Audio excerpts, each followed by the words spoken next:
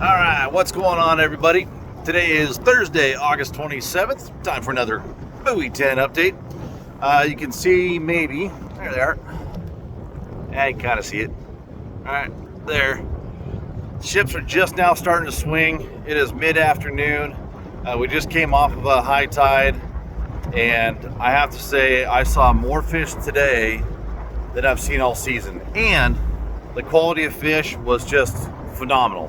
Where we were fishing over here in the tankers and on the washing side, lots of just excellent, great quality Chinook.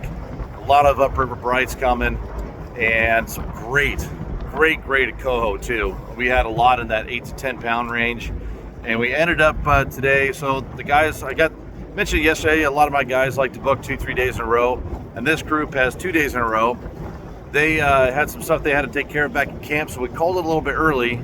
But when we called it, we had 5 Chinook and 5 hatchery. Yes, even on hatchery retention only, you can actually fill up a good box full of fish.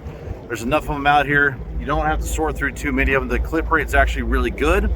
So, come fishing. I know it's growing tides. Next week looks really good too.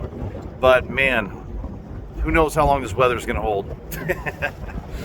Oh man. Yesterday, beautiful. Day before that, just chaos. Day before that, beautiful. That means tomorrow we get a nice day, because today the south wind was just ripping again. First thing this morning, it was howling. Oh, and when that happens, it makes it really tough to figure out where you actually want to fish. So today we started out over here on the Oregon side, just trying to stay out of the wind. And we found a few fish over here up in the anchorage on the outgoing tide, and then out down here on the green line. And we're just trying to avoid the south wind because the hill right here in Astoria will protect it. Well, I'm sure you guys can see my shirt flapping and hear it on the audio right now, but the wind is starting to switch. So it went from south and now we're blowing from the west. So we tried to hide out from the wind this morning, stay over here on the Oregon side. We found a couple, but nothing all that great. I didn't want to go over to Washington side to risk being stuck over there and have to chew all the way back over here to the West Mooring Basin eventually. Of course, I got bored. I couldn't get the fish over here to snap. They really weren't going. Kicked over there to the Washington side. I was late for that bite over there. Got a couple more over there, but nothing all that great. The fish disappeared real fast. So we just decided to go hide from the wind again. Got back over here to Astoria, waited for the tide to start flooding in, and when it did, here came all the fish. And that was true on the Washington side and Oregon side.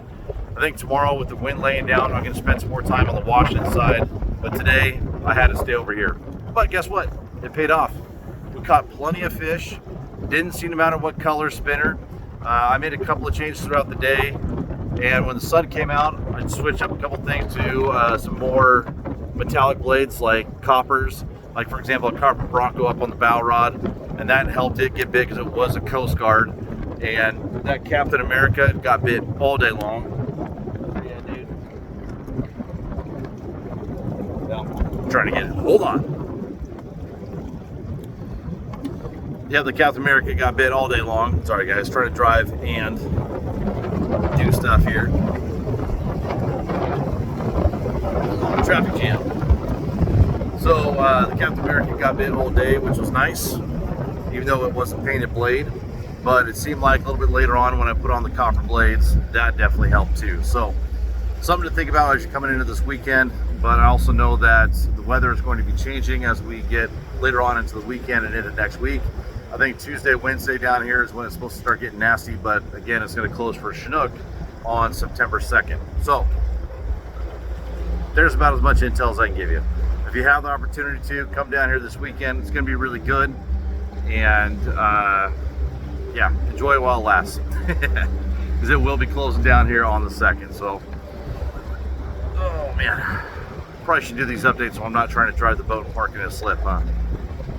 Especially being, as I mentioned before, ADD. But I think game plan for tomorrow, again, growing tides coming all the way into the weekend. Game plan for tomorrow is I'm going to start over on the Washington side where the current's a little bit slower on these bigger tides. It is slower on the Washington side than it is on the Oregon side.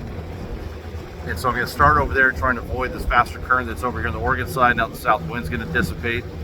And then as soon as it starts to think about flipping, I'll probably nose in up near the bridge, see if they're still there.